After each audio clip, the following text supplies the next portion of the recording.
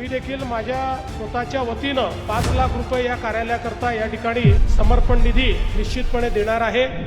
हे कार्यालय नागपूर शहराचं, नागपूर जिल्ह्याचं आणि विदर्भ विभागाचं असे तिन्ही कार्यालय आपण एकत्रितपणे या ठिकाणी करतो आहोत। गेले 25 वर्ष आपण या कार्यालयाकरता प्रयत्न करतो। हळूहळू करत आपण ही जमीन जी आहे ती त्या ठिकाणी विकत घेतली, कोणालाही त्रास न देता, कोणालाही अडचणीत न आणता जशी जशी मिळाली तशी पक्षाने वेळोवेळी ही जमीन विकत घेतली आणि आज चांगल्या प्रकारे हा सगळा प्लॉट आपल्याजवळ आलेला आहे।